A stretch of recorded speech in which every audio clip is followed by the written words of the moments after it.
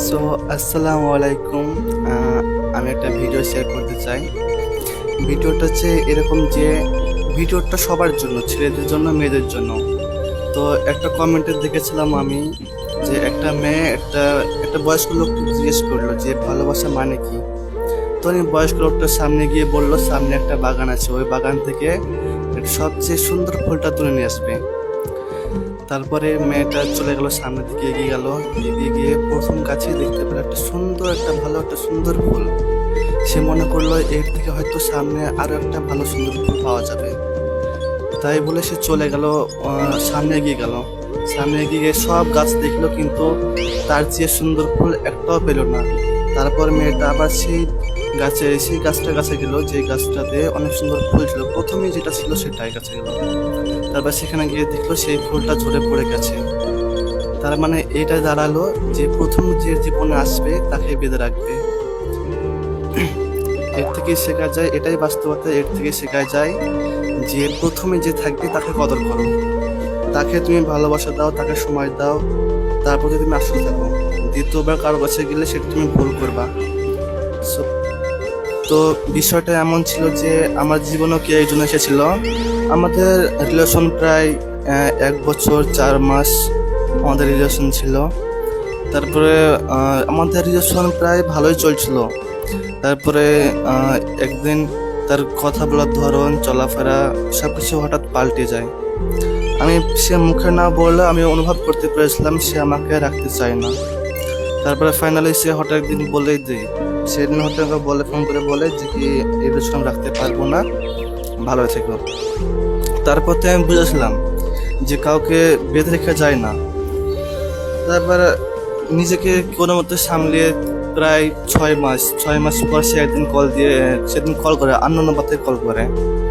আমি ভাবলাম যে এটা আবার কার নম্বর। ফোন রিসিভ করলাম, ফোন রিসিভ করে সে প্রথমে বলে হ্যালো বলে। আমি বললাম কে? সে বলে চিনতে পারছো না? আমি চিনা, অথচ আমি চিনতে পেরেছিলাম তার ভয়েসটা আমার অনেক চেনা। আমি চিনতে পেরেছিলাম সে কে, তবু না চেনার ভান করেছিলাম। তারপরে সে বলে যে কেমন আছো? আমি বললাম যেমনটা রেখে গেছিলাম তেমনটাই আছি। তারপরে সে বলে যে কি আমাদের রিলেশনটা কি আবার সে আগের মতো করা যায় না?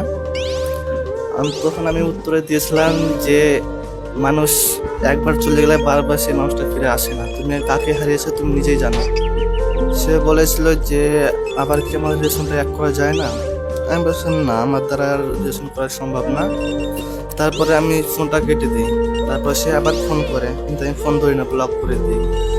তো সবার উদ্দেশ্যে একটা কথা বলি যে প্রথমে যে লাইফে আসবে তাকে বেঁধে রাখো। সে মানে ছেলেদেরকে বলছি, মেয়েদেরকে বলছি, প্রথম জীবন সঙ্গীকে তোমরা বেঁধে রাখতে শেখো। কারণ সেই মানুষ একবার চলে গেলে সে মানুষটা ফিরে আসবে না।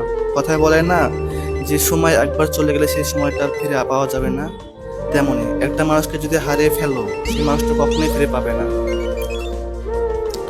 তো সেখান থেকে আমি শিখেছিলাম যে ভালোবাসা সবার জন্য নয়। ভালোবাসা হচ্ছে এমন একটা প্রকার জিনিস, সেটা ভালোবাসতে গেলে সুন্দর একটা মন থাকবে, তাতে সেই মনে কোনো অহংকার থাকবে না, সেই মনে কোনো টাকার অহংকার থাকবে না, রূপের অহংকার থাকবে না। রূপের অহংকার কদিন থাকবে?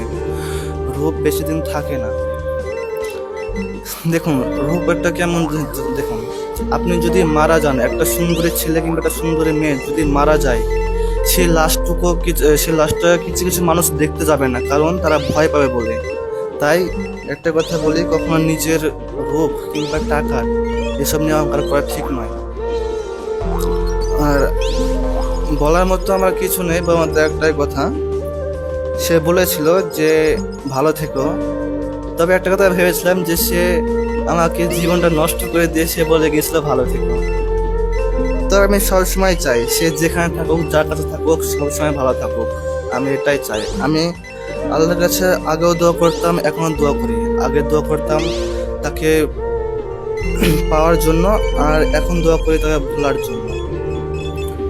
তো সবাইকে বলি আমি যে ভালোবাসার মানুষকে বেঁধে রাখতে না পারলেও ভালোবাসা বন্ধনে তোমরা বেঁধে রাখো। মেয়েদেরকে ছেলেদেরকে দুজনকে বলছি। আসসালামু আলাইকুম।